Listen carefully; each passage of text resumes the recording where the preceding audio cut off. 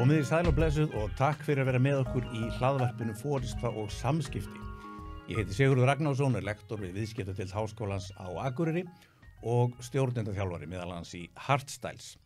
Nú við tökum auðvitað fyrir hér í raun og veru bara allt milli himins og jarðar sem að tengist forystu, samskiptum og stjórnun og núna þessi misserinn auðvitað mjög fyrirferðarmikið, bara út stræti og torg, út allar trissur, má segja, forsetakosningarnar hér á Íslandi og það bara þannig að umræðan kosningarnar, eins og segja, út allt og jafnvel farin að skyggja á ótrúlegustu hluti. Maður hefur til dæmis tilfinninguna að forsetakosningarnar séu farin að skyggja á Eurovision og það nú hægt. Nú, einhverjum myndi segja við fögnum þessu, það verða þá mögulega færri fréttir af Donald Trump, en það getur nú verið svona háð því hvar maður stendur svo sem í pólitíkinni. Nú Guðni T.H. Jóhannesson, hann auðvitað að hætta og það spurning hvort að fólk bara búið að gleyma því hreinlega því það er svo mikil umræð forsetakosningarnar. Nú ríkisstjórnin sem að tók núna við síðast, hún kannski að fá aðeins meiri frið, þannig að það kannski eitthvað sem að túlka það jákvætt og síðan mögulegt að það sé kannski aðeins að gleymast jafnvel að Katrín Jakobsdóttir sé hætt sem forsætisráðherra í öllu þessu havaríi. En svona í tengslum þetta, þá eru þau auðvitað með frábæran gestarna hjá okkur. Það hann Grétar Þór Eyþórsson, hann forseti viðskiptadeildar Háskólans á Akureyri og stjórnmálafræðiprófessor og svo margt annað til listalagt. Hann auðvitað búin að vera stjórnmálaskýrandi í mörg ár, hókinu reynslu þar, en hefur einnig mikla reynslu sem blaðamaður, íþróttafréttamaður og fyrirverandi múrari. Blessaður Grétar, velkomin.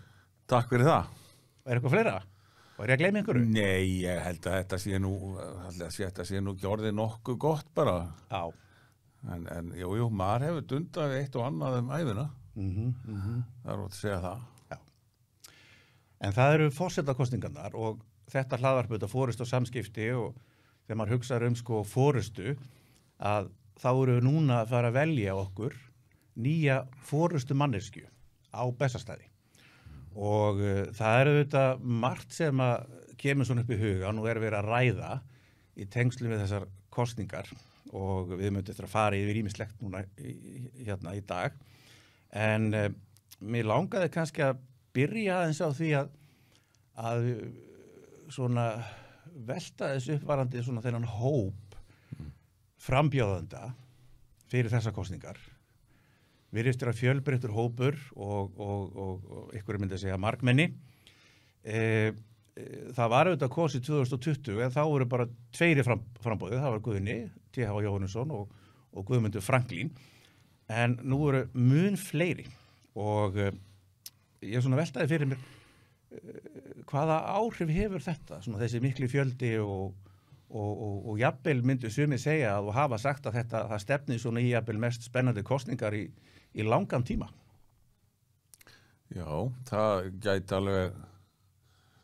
alveg enda þannig og það er svona ýmislegt sem að bendir til þess allavega ennþá við markam á nokkra skoðanakannanir sem hafa verið gerðar og þannig að við vitum í sjálfur sér alls ekki í dag hver stefnir. Nei. En annað heldur en það að það eru svona 4 einstaklingar sem skera sig úr og svo kannski 2 af þeim sem að skera sig aðeins meira úr. Já. Ef maður geti svona reynda einfalda þetta svolítið. Já.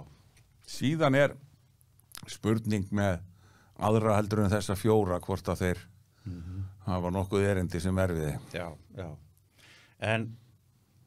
En svona ljósi fyrri forsetakosninga og þess stundum svona skellt fram með mitt að það ekkit svona neitt kannski öruggt í hendi fyrir einn af því að stundum sagt það getur verið mismunandi hverju svona þjóðin að leita eftir á mismunandi tímum og það sem að ég og við hvernig forseta vill þjóðin núna erum við að leita eftir einhverjum pólitískum forseta, erum við að leita eftir fræðimannesku, einhverjum úr atvinnulífinu. Hver svona þín tilfinning með þetta? Ég ekki vissum að þjóðin sé endilega að leita að einhverjum sérstökum en svo hefur manni kannski vist stundum svona gegnum tíðina eins og þegar einhvern veginn þá rétti birtist þá viti þjóðin hvað hún vildi og vill. Ég held að hafi verið svolítið þannig með Guðna 2016. Já, ef við Aðeins að hafi verið að leita beinlínis að einhverjum Guðna, en svo þegar hann stökk fram allskapaður og þá einhvern veginn brást þjóðin þannig, já, heyrðu, þennan viljum við bara hafa þarna. Svo náttúrulega þurfti hann nú aðeins að hafa fyrir þessu svona í lokin. Já, það einmitt, það endaði þannig að hann sem sagt fekk þá hvað 39% atkvæði og Halla Tómasdóttir, hvað 28% eða svo? Já, eitthvað svo leiðis. Og hún vann þarna töluvert mikið á lokametrunum í þeim kosningum einmitt. Gætu við séð eitthvað svipað núna gerast? Sko... Einhverja svona, hvað maður að segja, mikla breytingar eða sviftingar, svona lokametrum. Það alveg mögulegt, sko. Það er alveg, fyrir náttúrulega dálítið líka bara eftir því, sko, hvernig kosningabaráttan þróast, hvernig svona kappræður fara, það geta alveg mögulega haft áhrif, þó að gera það ekki nærri því alltaf. Nei.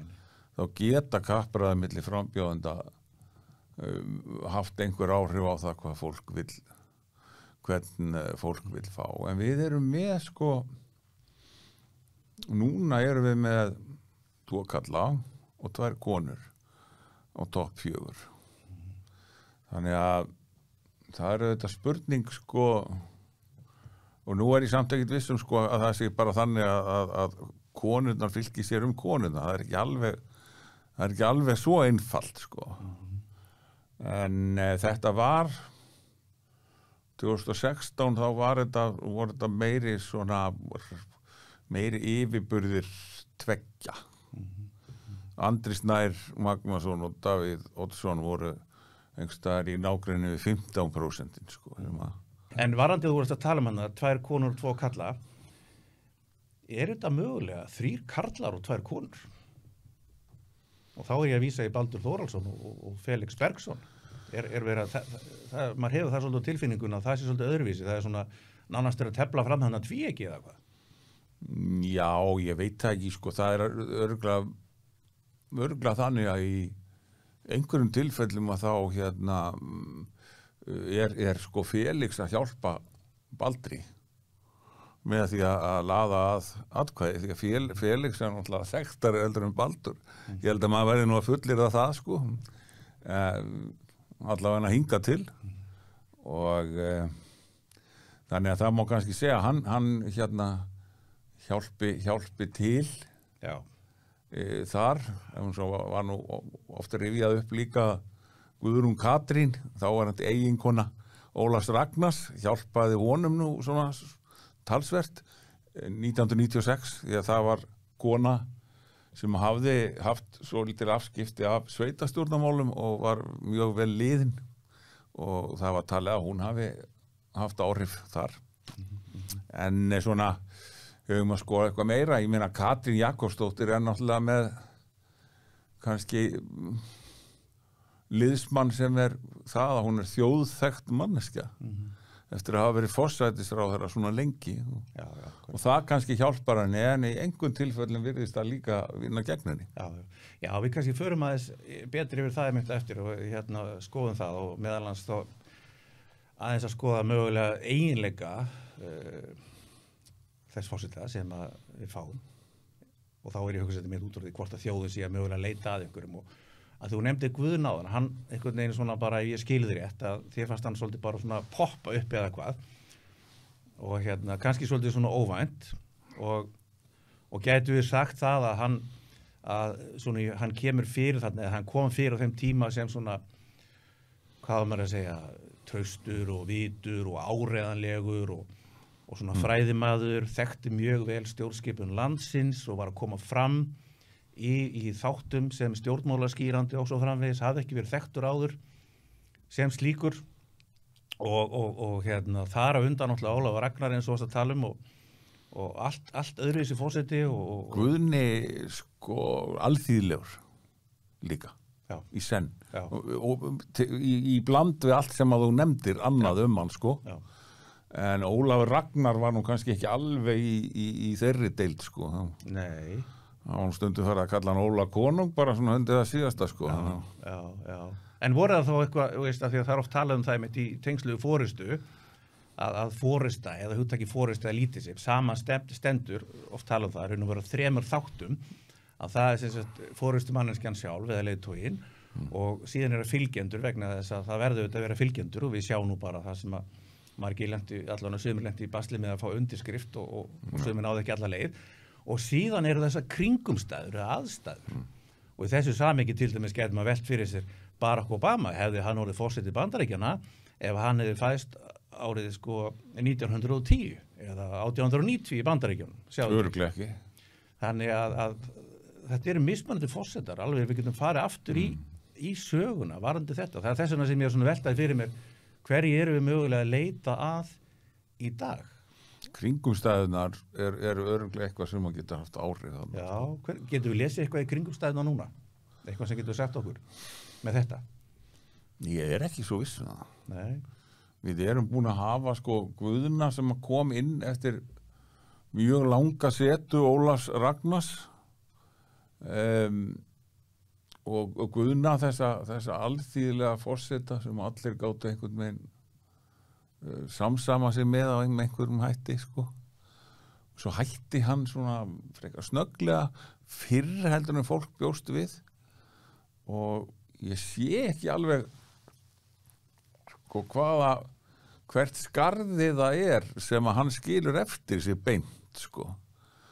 Já, það kom nú kannski aldrei neitt eða hefur að minnst ekki hingað til komið neitt til svona kasta hans með neinum svona afgerandi hætti eins og með mál sem að mætti skjóta til þjóðarinnar laga frumvörp eða að taka af skarið í stjórnarmyndun eða öðru slíku.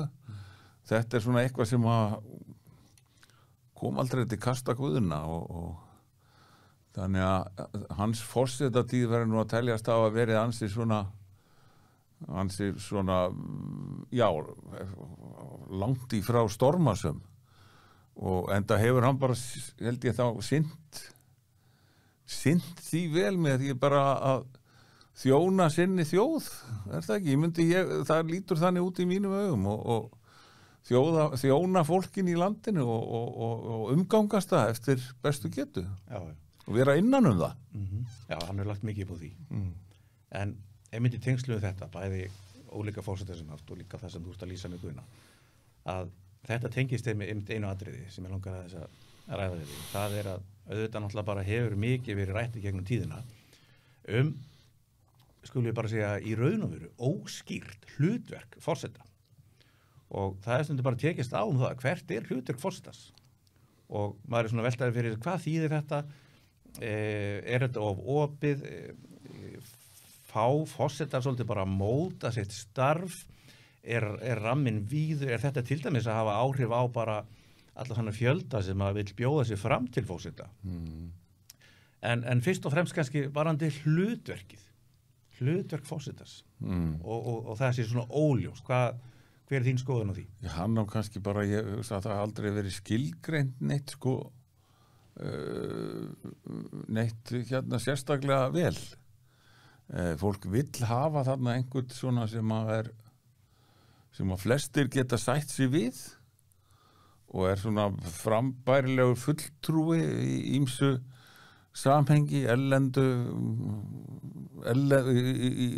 heimsóknir erlendra höfðingja og heimsóknir úr landi og annað slíkt. Ég held að fólk sjáu það bara fyrir sér en auðvitað er það leið hlutverk forseta og við vitum það alveg samkvæmt stjórnarskráni að við höfum séð að hann getur látið til sín taka eins og með því að virkja 27. grein stjórnarskrárinnar eins og Ólafur Ragnar gerði nú 3 nú eða þá lendir í snúinni stöðu í stjórnarmynduna viðræðum það sem forsetinn getur þurft að taka af skarið og með það að ákveða hverjir fá í stjórnarmynduna og þar liggur dálítið vald Ég held að þjóðin sé ekkit sko, til dæmis á þessu augnabliki núna, þá held ég að fólk sé ekki að máta þessa frambjóðendur sem eru í boði núna við þau hlutverk endilega. Heldur miklu frekar hversu frambærilegt þetta fólk svona almennt. Já. Og þá dettur maður einmitt í hug að því fólk að meta þetta. Hvað frambærilegt? Þá hluti af því að eins og nokkur þeirra hafa gert og við gerum náttúrulega Íslendingar. Þannig að bara það fari ekkert á milli mála, ég ekkert að blamma reyndin en það að koma til þess fram í lopapeysu og segja eftir að manneskja fólksins. Já, það hafa nokkrir látið mynda sig í lopapeysum. Bendir það ekki bara fyrst og fremst til þess að þessi að höfða til sko einhverja svona þjóðlegra gilda og bara svona sögu þjóðarinnar, því að hún auðvitað það kemur mér eiginlega ekkert óvart að forsetaframbjóðandi vilji svona leggja einhverjar svona áherslur þar sko að hann þekki nú til sögu þjóðarinnar og vilji standa vörðum þjóðleg gildi. Já. En þetta mitt snýra klæðaburð, mitt eftir með Guðna, hann kannski var samt svona frekar einkennandi fyrir hann eftir að hann var forseti ef ég man rétt. Að það voru mislítið sokkar og það var buff. Myndi það virkað fyrir eitthvað frambjóðandi og núna að birtast með þetta? Í sömu svona múnderingu og Guðni, ég bara svona velta þessu fyrir mér sko. Hvað það sem að heilla kjósendur? Já, ég veit það, kannski jóngnar, ég myndi nú alveg veðja á það. En já, ég ekki alveg búin að sjá það fyrir mér með eina frambjóðanda sko. Nei. En varandi hlutverkið, að þá þetta líka kannski bara svolítið óljóst í hugum fólks hvað forsetinn á að gera. Og það einmitt annað sem að veltir hans fyrir sér að því að þetta stór hópur, fólk sem að bjóða sig fram, þetta fólk sem að yfirgefa, jafnvel bara mjög góð störf og jafnvel taka áhættu, það að kosta miklu til og svo framvegis. Þannig að það virðist vera mikil eftirsókn eftir að vera fórseti, en orðræðan og umræðan einhvern veginn þannig að þetta sé nú bara oft svona, bara sagt í kaffistofum, í heitum pottum og svona, þetta sé nú bara ekkert svo merkileg starf jafnvel, þetta bara svona einhver veislustjóri á Bessastöðum eða eitthvað svona sem að skipta ekki öllu máli, fórsetin hafi ekki þessi völd. Hvað finnst þér þessa umræðu? Já, ég meina það þarf ekki að koma óvart að umræðan sé þarna sko allavega á köflum en það sko virðist þetta vera á löngum köflum svona dálítil veislustjórastarf en náttúrulega leið líka að fara út á meðal fólksins sem ekki gleyma því sko. Nei. Nú ég alls ekki að gera lítið úr þessu starfi, þetta bara ég að vísa þessu orðræði sem að en þetta margt frambarilt fólk sem tilbúið samt að einhvern veginn að skilja alltaf baki að þetta líka gríðarlega mikil breyting á lífi fyrir alla fjölskylduna og bara lífstílinn hlýtur að breytast bara. Þetta sýnir náttúrulega kannski bara einhvern metnaði að verða, það er náttúrulega ekki hver sem nær því að verða þjóðhöfðingi. Nei. En erum við Íslendingar þá kannski bara upp til hópa, ekki allir eða öll, að gera lítið úr þessu starfi þegar við sjáum þetta fólk vera að bjóða sig fram? Já, hinn og þessi þykist telur það að hann getur nú alveg sinnt þessu. Já, akkurat. Já, bara heyri það líka. Já, og það kannski þannig að í sumum tilfellum að þá fólk ekkert alveg að átta sig á því sko ef að á reynir þá þarf ákveðin þekking að vera til staðar. Og það kannski það sem að lúrir á bakvið þó að veislustjórinn blasi oft við okkur sko þá það þetta með þessar hluti þar sem að getur þurft að forsetinn getur þurft að láta til sín taka og það kannski ekki allir þeir sem hafa látið sér dreyma að komast í framboð eru algjörlega tilbúnir í það slag sko. Þegar þú nefnir þetta einmitt þá náttúrulega voru mikil tíðindi í stjórnmálum í Íslandi þegar Katrín Jakobsdóttir hætti sem forsætisráðherra á tilkynninu framboð og fyrir framboð og skipuðu ný ríkisstjórn undir stjórn Bjarna Benediktssonar og þetta eins og sé, þetta voru mikil tíðindi og þarna Katrín tilbúin einmitt til þess að fara af sínum velli og hefur meðal annars verið gagnrýnd fyrir það opinberlega af öðrum frambjóðendum. var það eitthvað sem kom þér á óvart? Þá var þetta rauninu tvíð þetta. Hún skildi í fyrsta lagi hætta og síðan þessi gagnrýni sem hefur komið í hennar garð. Varandi það, hún hefur þá verið mögulega að fara af skipinu sem skipstjóri, það eru mörg erfið mál sem í gangi og svo framvegis.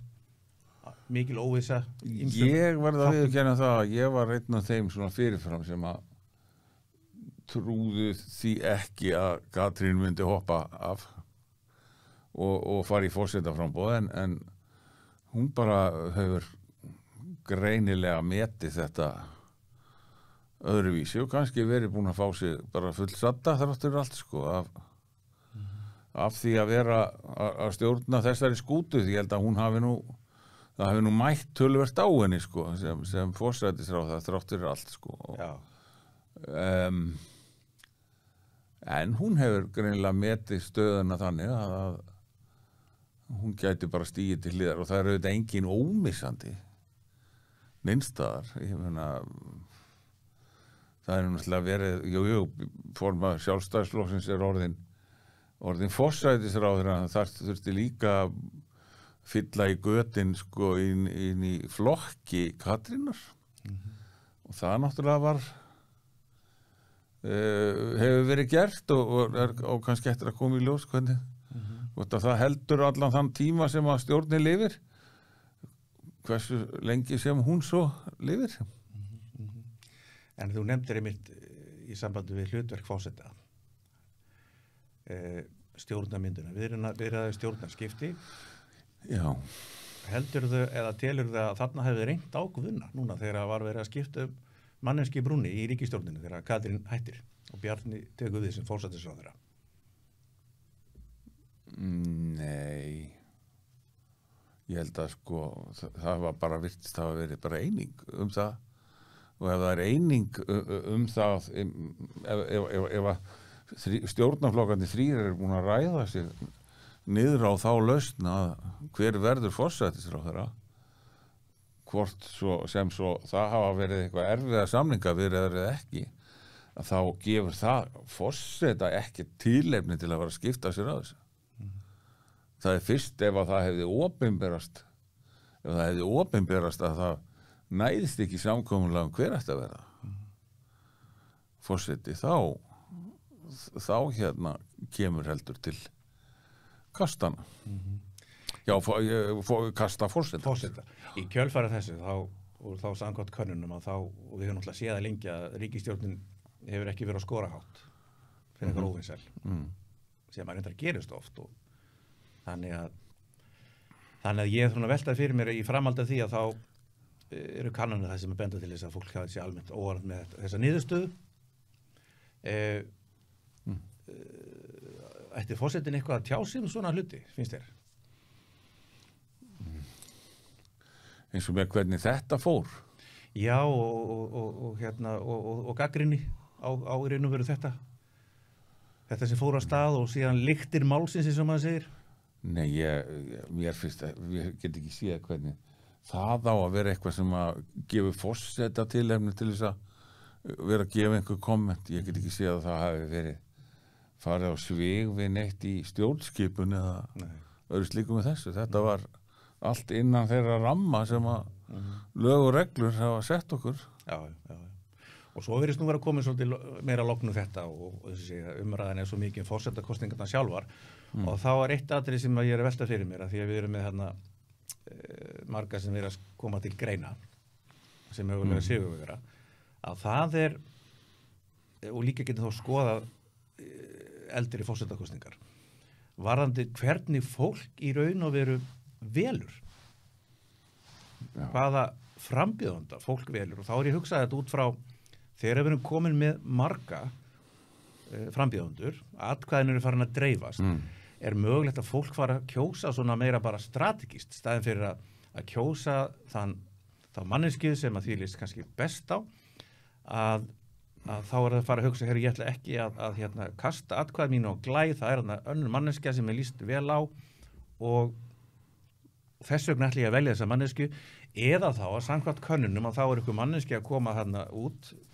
á toppin eða við toppin sem að mann líst ekki á og þá ætla maður að fara að velja eitthvað frambjóðandi til þess að reyna að skáka þessum frambjóðanda, skilur hvað er að meina? Já.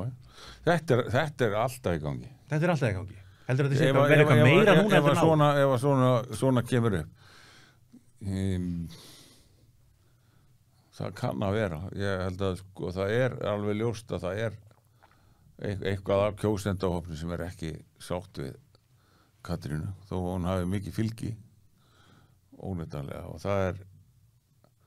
það gæti orðið til þess að það fari einhverja svona kalkulasjónir í gang hjá einhverjum af kjósendum.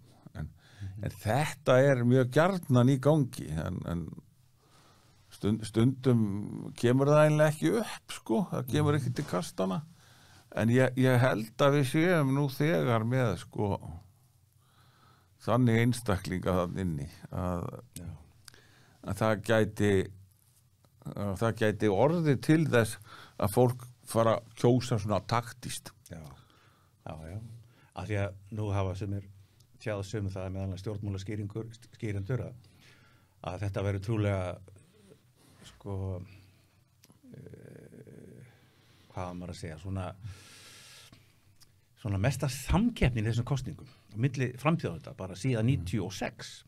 Þannig að þess vegna sem ég er svona veltaði fyrir mér þessari strategísku hlið og hvaða áhrif það hefur. Já, hún getur alveg, svona strategíur geta þetta haft áhrif og samkeppni getur átt eftir að verða hörð. En við skulum það aðeins velta fyrir okkur, þetta tengist náttúrulega allt saman. En það kom hann meðal annars fram könnun frá Prósent, það sem að spurt var hvaða eiginleikar finnst þér mikilvægast í fari næsta fórseta Íslands. Og samkvæmt niðurstofunum sem ég er innan með fyrir fram, þá var sem sagt, og þá var þetta voru sem sagt í raun og veru 12 flokkar sem að voru fyrirfram gefnir, sem að voru þá svarmöguleikar og það var greinlegt að velja hérna fleiri en eitt, en það sem að skoraði hæst var sem sagt 83% heiðarleiki, einlægni var að skora 58%, hlustar á sjónamið fólks var 58% sömuleiðis og síðan góð þekking á stjórnskipi 51% og síðan kom hann að neðar reynsla 32%, framsýnu 30%, hefur komist áfram með eigin verðleikum 28%, góð menntun 26%, skemmtilegur 19%, við förum bara yfir þetta, vinnusemi 16%, vel þekktur 5% og svo einhver annar eiginleiki 6%. Þannig að þetta er svona myndin svona samkvæmt þessari könnun.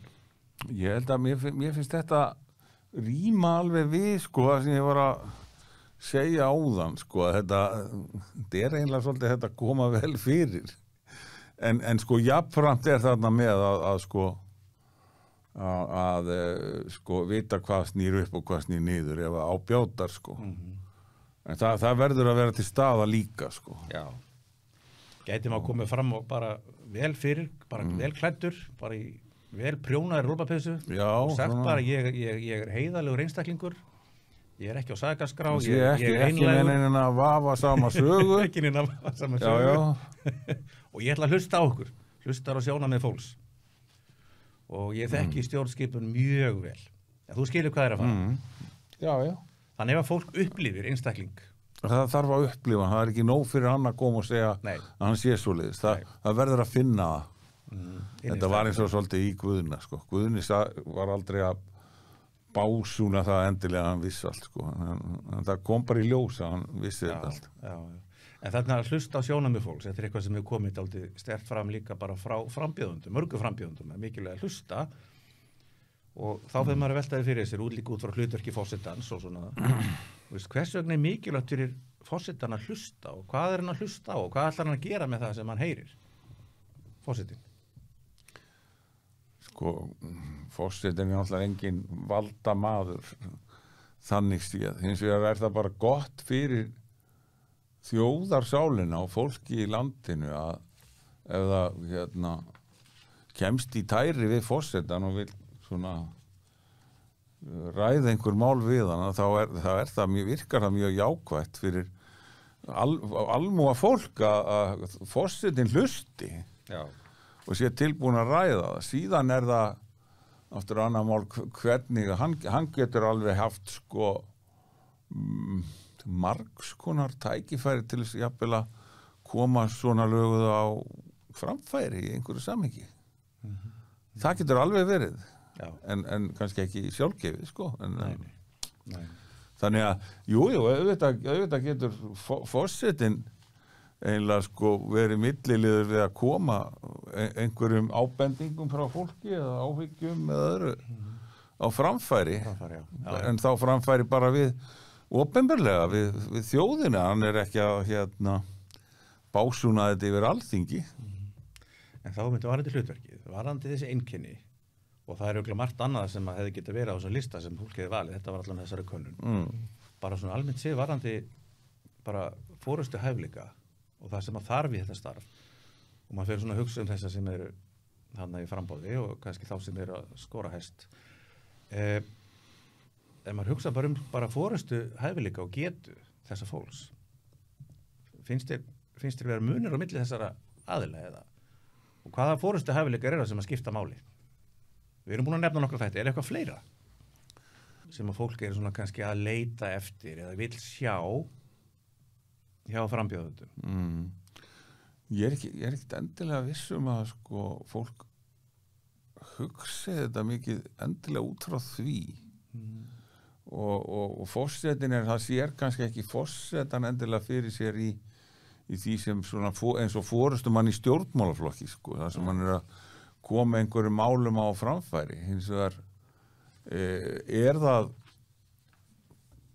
kannski gott, fólk lítur það jákvæðum augum ef að forsetinn svona er með einhver mál sem eru kannski sem einhver góð mál sem eru ekki í ringiðu stjórnmálana og reynir þá að beita sér í því að koma þeim svona framfæri annarkot bara í því umræðinu því að hann fær oft tækifæri til þess og koma þeim svona þannig á framfæri og það er náttúrulega ákveðin forystu eiginleiki að finna hluti sem að kannski fólkin í landinu eru kærir þó að sé kannski ekki beinleins verið að takast á við þá inn á Alþingi. Nei, það er eins og þá með Ólaf Ragnar, norðurslóðir til dæmis. Norðurslóðir Ólaf Ragnar, alveg tvímælalaust. Vigdís Finnbogadóttir, það er íslensk tunga og jafnrétti eða eitthvað? Já, og dugnaði að gróðursetja tré, ef ég mann rétt líka, sko. Já. Þetta er svona, þú veist, hún svona finnur einhverja fjalir, sko, til þess að, Já.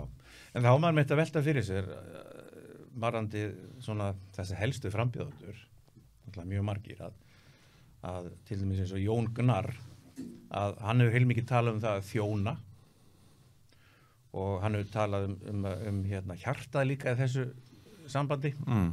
Svona tómri tilvílun, þá er ég með bækur mitt sem er sko sjáðu þjónandi forysta og Hardstyles. Ég veit ekki hvort að Jón Gnarr hefur lesið þessa bækur en gott og vel, þetta eru forystabækur.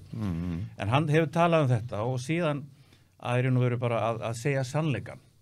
Og það skiptir miklu máli og það var til dæmis í sambandi þegar hann fór að gagnrýna Katrínu Jakobsdóttir og hann sagði nú í þessu samhengi meðal hans og ég vitni bara beint en ég er bara ég með kostum og göllum og síðan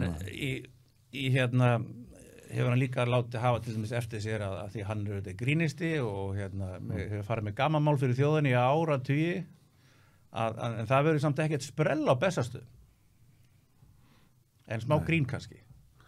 Já, það er spurning og það kannski finnst einhverjum kjósendum það vera skemmtileg tilhugsun en á sama tíma verið skelfileg tilhugsun fyrir aðra kjósendur sem eru kannski eldri og íhaldsamari og eru svona hræddir við að gætu komið upp eitthvað rugglega neyðarlega þetta komið mitt upp í svipaður umræðu það sem hann var að tala það er ekki sprell en hvernig hann orðaði nákvæmlega slegi samt að létta á nótur eða smá grín eða eitthvað svoleiðis en gott og vel, þau eru mjög ólík nú Katrín Jakobsdóttir hún alltaf hókina reynslu, þekkir stjórnskipun hún þekkir stjórnmálasöguna hún er vel tengd erlendis hún er bara hókina reynslu sem pólitíkus ofta litið á hana svona sem sameiningar tákn ríkisstjórnarinnar og stundum hún sagt að forsetning geti verið svona sameiningar tákn eða eigi verið sameiningar tákn þjóðarinnar Er þetta eitthvað sem að skiptir máli, hvað hana varðar? Já, hún hefur alla burði til að geta orðið það og unni sig upp í það. Ímynda ég mér, en það náttúrulega fullt af fólki sem óánægt með hvernig hún stendur að þessu að hoppa af sko í úr pólitíkinni og bjóða sig svo fram til forseta, en við megum náttúrulega ekki sko gleyma því að hún býður sig fram sko, hún labbaði ekki inn á bestastaði sko og hefur ekki gert það, en hún leggur sjálfa sig í dóm kjósenda og ræður í raun og veru engu endanlega niðurstöðu. Hún gæti setið uppi með svarta pétur í lokin sko. Hvaða áhrif heldur að það hafi á hennar svona bara pólitíska frama eða karriérin sem maður segir á lélegri íslensku? Til mig að vera spá í það sko. Hún var nú búin að mennta sig, var það ekki í bókmenntum og hefur hún verið að skrifa bækur, ætli hún myndi ekki fara svona frekar á færa sig yfir á þá braut ef að illa tækist til sko, ef maður segir svona hún á bræður sem eru þekktir fræðimenn þjóðfélaginu en auðvitað get ég ekkert verið með svona getgátur og svona. Heyrðu, en Baldur Þórhallsson og Felix Bergsson þeir eru svolítið tveir saman og Baldur, er það ekki bara svolítið svipað eins og vorum að tala Guðna áðan og lýsa honum svona traustur fræðimaður, þekkir stjórnskipunum vel, hann náttúrulega stjórnmálafræði prófessor, búin að vera stjórnmála skýrandi. Þú bættir við að Guðni hefði líka verið og væri alþýðlegur, við vitum það kannski ekki ennþá með Baldur en það sem ég svona er að velta fyrir mér er Baldur, hann svolítið að svipuðu nótum á Guðni eða eitthvað, þú veist, hvernig er það? Hvað finnst þér? Hvernig hann er að setja sig fram og kynna sig og... Já, erfitt með að átta mig á því hvort hann svona hann hefur sömu áhrif á fólk sko, hann náttúrulega alveg 10 árum eldri í dag heldur en Guðni þegar hann bauð sig fram sko og búin að vera lengur í þessu sem prófessor og svona sem álitsgjafi sko og kannski í hugum fólks margerari, maður má nota það orð sko í huga þess sko, heldur en Guðni sem að svona var ekkit orð sko, hafði ekkit svona langa reynslu sem skýrandi en kom inn þarna með trukki, hann var nánast allan sólarhringinn í sjónvarpinu í svolítinn tíma og ég er ekki viss sko Guðni einhvern veginn kom einhvern veginn svona inn með, hvað var maður að segja, enga fortíð. Enga fortíð, já. Einhvern veginn þannig, sko. Já. En þá er það hún Halla Hrund Logadóttir, orkumálastjóri. Hún er mjög orkumikil í þessu og hún kemur einhvern veginn fram bara svolítið með látum og að margir telja svona óvænt og hún hefur mikið talað til dæmis samstöðu og samvinnu og svo í vitni henni orð meðalans að þá sagði hann að þá gerast töfrarnir. Það er eitthvað sem hún hefur talað fyrir eitt af mörgu að sjálfsögðu.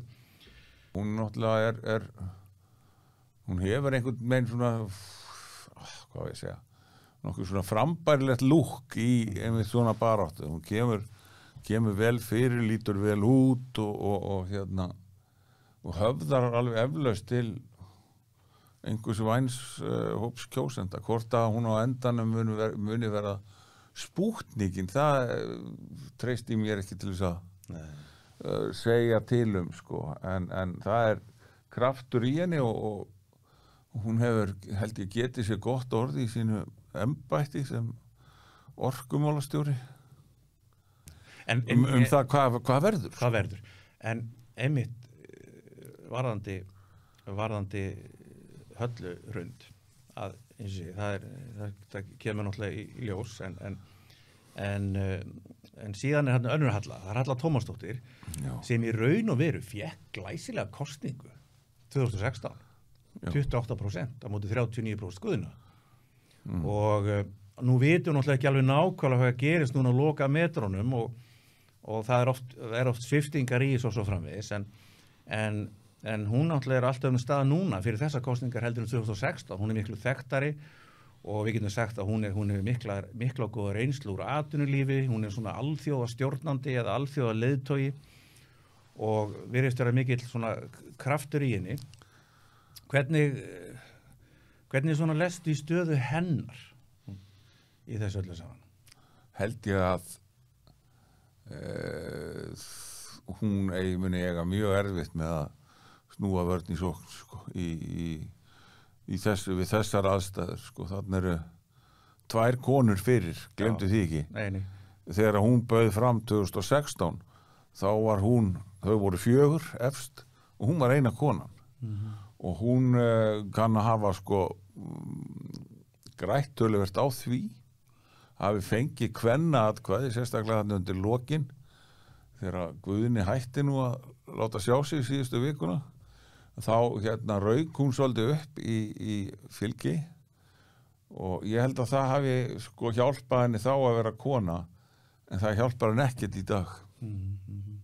En þá í samband við Höllunar, Halla Hrund og Halla Tómasdóttir, að því vorum að tala á hann Höllu Hrund, að það var meðal annars nefnt að hún væri, einhver hafi viljað meina að hún sé Vigdísarleg. Já. Hvað þýðir það?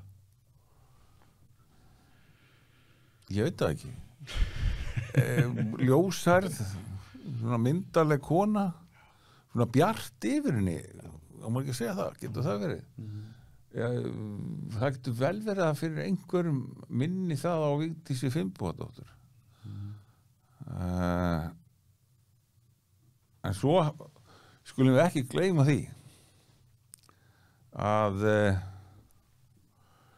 þeir kjósendur sem eru yngri en 35-40 ára þeir kannski mun ekkert voðalega mikið eftir Vigdísi.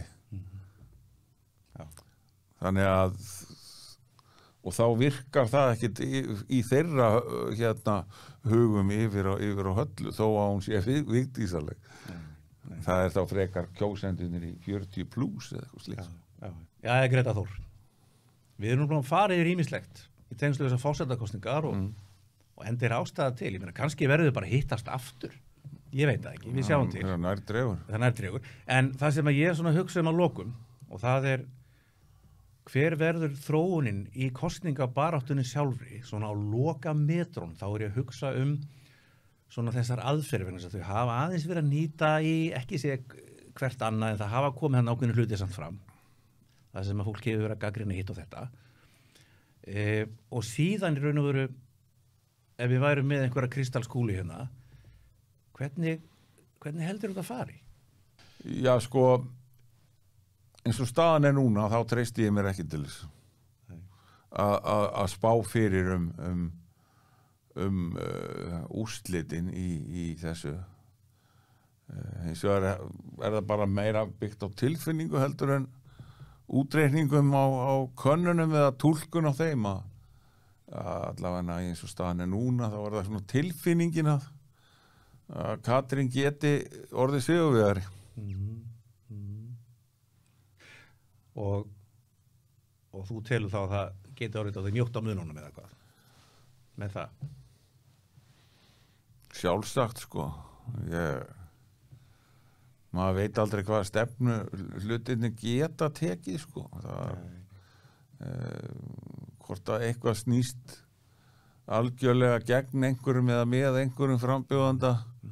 Við horfðum á aðdraganda forsetakosningar 2012 þegar Þóra Arnórsdóttir leiddi örugglega í öllum könnunum gegn Ólafi Ragnari og hann sneri þessu öll á hvolf í einum útvarpsþætti þar sem hann myndi á að hún væri Evrópusambandsinni. Þá snerist allt á hvolf. Bara mjög snögglega. Já. Er eitthvað svipað eða sambarlegt sem að gæti gerst núna? Er eitthvað sem við sjáum? Er eitthvað sem að er í kringumstæðunum, aðstæðunum? Sé það ekki fyrir mér, en ég held að sko, þjóðin hafi verið aðeins meira tens 2012, svona almennt heldur en hún er í dag. það að segja svona stutt eftir hrunið, stutt eftir Icesave átökin og allt það. Þannig að ég held að við séum með þjóð með sálarástandi sem ekki samanburðarhæft núna og þá. En hvað þá með aðferðirnar? Af því þarna erum við myndið að tala að þarna kom upp ykkur mál. Hvernig sérðu fyrir þér baráttuna sjálfa og svona þá hegðun frambjóðenda? Hvaða aðferðum heldur við fyrir að sjá okkur nýjar aðferðir? Meiri gagnrýni, meiri skot eða ekki? Eða verður þetta bara kurteisun uppmáluð þannig? Ég veit ekki, það spurning hvort að Baldur brýnir eitthvað hnífan ef á þarf að halda eða Jón Gnarr lætur gamin geisa. Mér finnst mjög ólíklegt að fráfarandi forsætisráðherra fara að hafa frumkvæði að einhverju hörku þarna. Það getur verið mjög tvíeggja sverð fyrir hana. Sverð og hnífar, brýna hnífar. Hvernig getur Baldur brýnt hnífana? Hvað? Já, mögulega eitthvað gagvart þá Katrínu miðað við að hún verði aðal keppinautur. Já. En Jón Gnarr. Hann hefur nú Baldur hefur nefnilega aðeins svona sýnt í tennurnar það sem að ver. Þannig að maður veit ekki. En Jón Gnarr. Já, hann svona svolítið wildcard hann gæti alveg átt til að láta einhverja hluti vaða Já, þannig að þetta geti farið bara eftir þá bara hvernig bara allra síðustu kannanir eða bara allra síðustu dagana, hvernig staðan eru þá? Mögulega, já. En það er náttúrulega engar tvær forsetakosningar eins og engin aðdragandi er eins gáum að því, Já. Akkurat. Heyrðu, Grétar Þór. Já. Erum við að gleyma einhverju? Eða erum við góðir? Held ekki. Við verðum þá að taka upp þráðin bara eitthvað aðeins seinna. Það er ekki bara? Nær kosningum. Nær kosningum með eftir kosningar. Við sjáum hvað setur. Já. Þetta er allavega og verður bara mjög spennandi áfram og bara við þökkum Grétari Þór kærlega fyrir komuna. Já, Innilega þakkir. Takk fyrir mig.